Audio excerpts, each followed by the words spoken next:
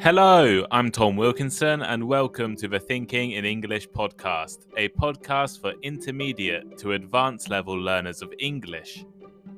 On the one side, there is a liberal politician with a history of defending working people, but also of using insults and showing anger. On the other side is a conservative former prosecutor who has been successfully anti-corruption throughout his whole career, but has also been accused of being a misogynist. Who will become the next president of South Korea? Let's find out in today's episode of Thinking in English. Check out the Thinking in English blog for the full transcript of today's episode. Head over to my Instagram page for more English content, Thinking in English podcast. And here is today's vocabulary list. As always, the written list is available in the description of the podcast and also on my blog, thinkinginenglish.blog. To transition. To transition. To change from one form or situation to another. For example, schools have begun to transition towards a new style of teaching. Discontent. Discontent. A feeling of wanting better treatment or an improved situation. For instance, there was widespread discontent on the plan. Misogyny. Misogyny. The feeling of hating women or the belief that men are much better than women. For example, that politician has been accused of being a misogynist. Consolidated. Consolidated. Made stronger and more certain. For example, he was re-elected and his power was consolidated. Traitorous. Traitorous. Not loyal to your own country, social group, beliefs, etc. For example, he was accused of traitorous actions against his country. To abolish. To abolish. To end an activity officially, such as, I think bullfighting should be abolished. To stagnate. To stagnate. To stay the same and not grow or develop. For example, I hope this podcast will never stagnate. Misconduct. Misconduct. Unacceptable or bad behavior by someone in a position of responsibility or authority. For example, the CEO was accused of professional misconduct.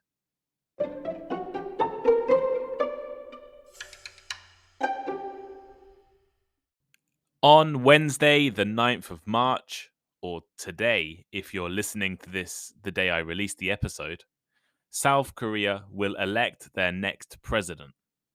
After years of authoritarian governments, South Korea finally transitioned into a democracy in the 1980s, and the 2022 election will choose the country's 20th ever president.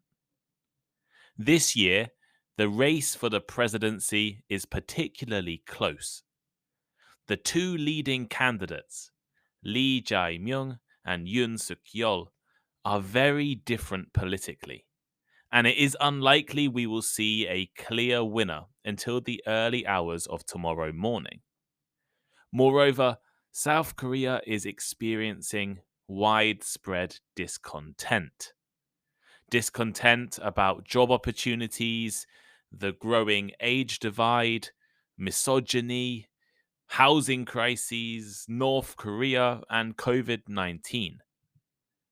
As one of the most influential countries in East Asia, With a massive role in global economics, culture, and politics, this election could be highly significant. On today's episode of Thinking in English, let's look at who is running to be the next president. What are the major issues at stake in the election? And why the 2022 election could be important.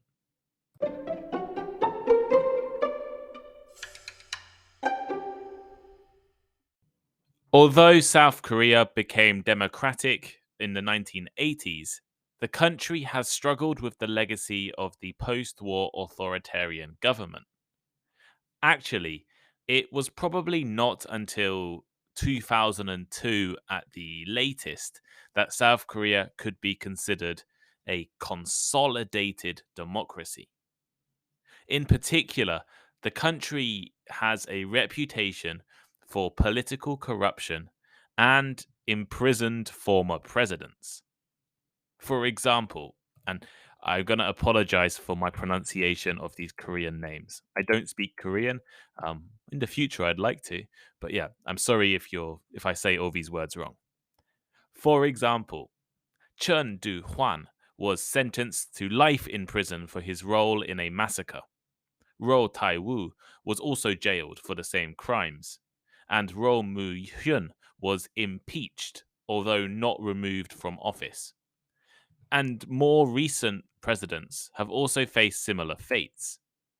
Lee Myung-bak was sentenced to 15 years in prison in 2018 for embezzling millions of dollars of money.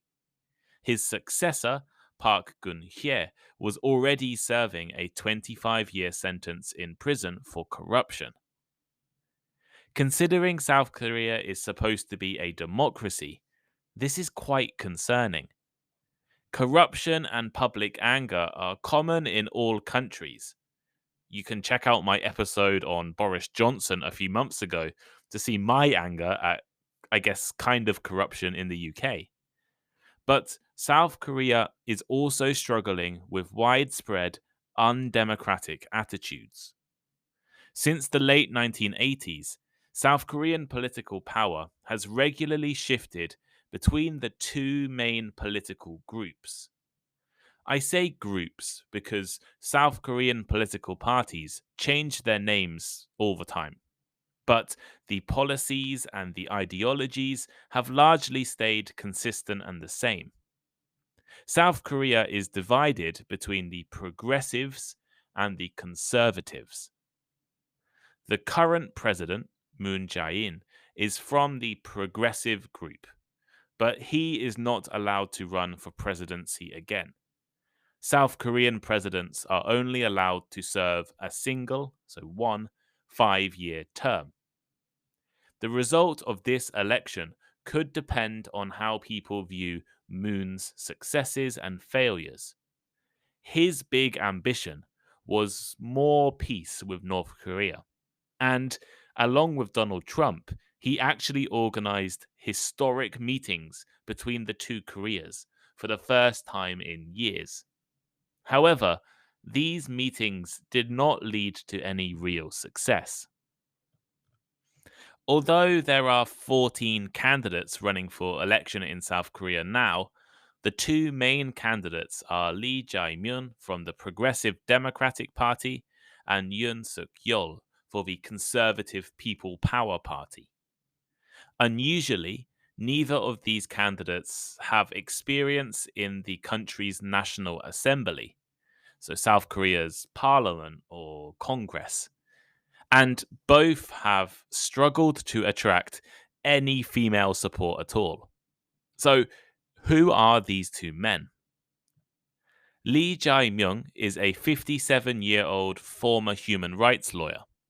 He started as a lawyer working to defend working class Koreans, and then later became the mayor and governor of the province of Gyeonggi-do, close to Seoul. He has a reputation for standing up for the country's poor population and for expanding social benefits as a governor. However, He is controversial for the way he speaks. He is not afraid of insulting and criticizing people who disagree with him. Lee once described the opposition Conservative Party as pro Japanese, dictatorial, traitorous, people massacring forces. And Lee's Democratic Party has also seen a lot of sexual harassment scandals recently. Yoon Suk-yeol from the opposition People Power Party is also a lawyer. He has a reputation as being firmly anti-corruption, and he did not stop under any heavy political pressure. As a prosecutor, Mr. Yoon helped to send 2 former presidents and the head of Samsung, South Korea's most powerful company, to prison. However, Yoon and his party have become increasingly anti-feminist in recent years. According to the BBC, 90% of men in South Korea are anti-feminist and do not support women's rights. One of Yoon's key policies is to abolish the Ministry of Gender Equality and Family. So I'll touch on these gender issues again in a short while. As the Japan Times simply put it, this election seems to be a choice between an anti feminist or a foul mouthed liberal.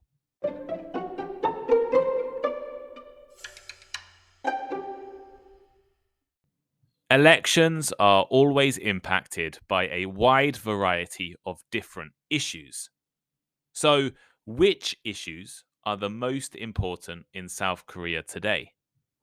There are a lot, obviously, lots of different issues. But I guess broadly, there are 3 big problems that divide the candidates: the economy, North Korea, and gender.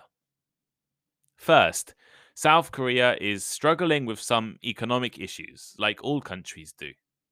But there are increasing concerns that the country could be about to face a similar situation that Japan faced in the 1990s, a period of stagnation.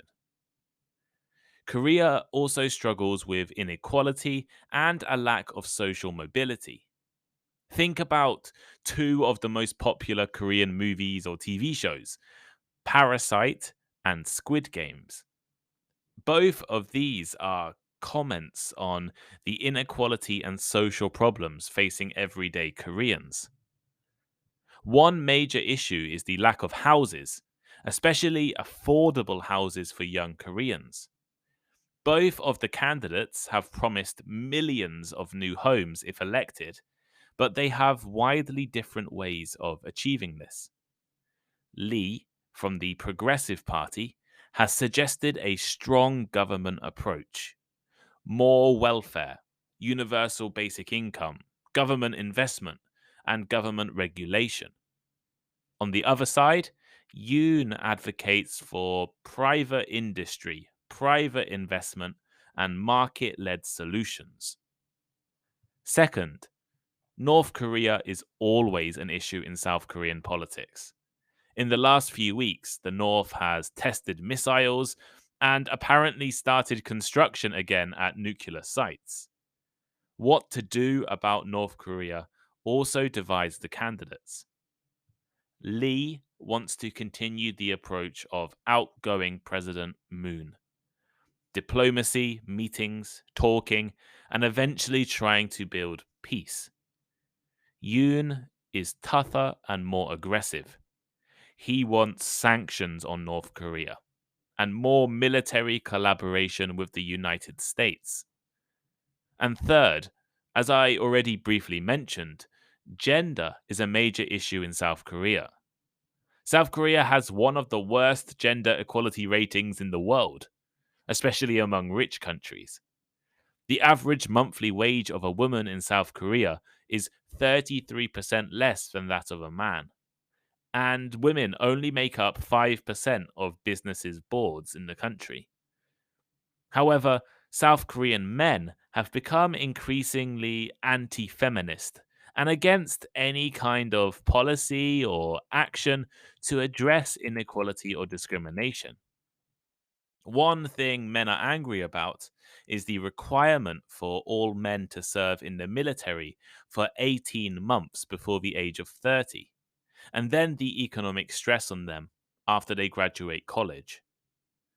Yoon has been accused of trying to appeal to this anti feminist group in Korea, while Lee has tried to attract more female support, but somewhat unsuccessfully.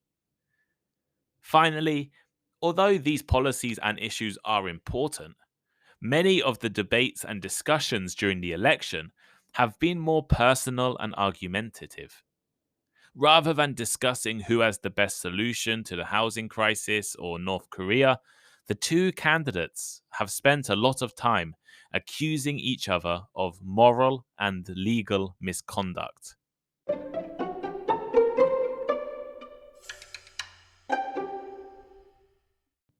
So here is today's final thought. Who will win the election? Well, I don't know. As I'm writing this, we don't know. And it is far too tight to call. You might know by the time you listen, but most current surveys right now put the two candidates neck and neck. Some Koreans have actually been describing this election as a contest between the unlikable, an ignorant misogynist against a rude loudmouth. Others see this election as a reaction against South Korea's political history. One candidate is promising economic justice, while the other is promising criminal justice. Whoever wins will be in charge of a major economy, a major cultural country, and an East Asian political power. The South Korean election could be one of the most significant events of the year. So it is definitely important to understand their politics. What do you think? Who will win the election? The progressive Lee or the conservative Yoon? What about your country? What are the major issues in your country's politics? Let me know in the description of not in the description of the podcast, sorry, but let me know in the comments on Spotify, the comments on the blog, thinkinginenglish.blog, or send me a message on Instagram. I'm always interested to know your opinions.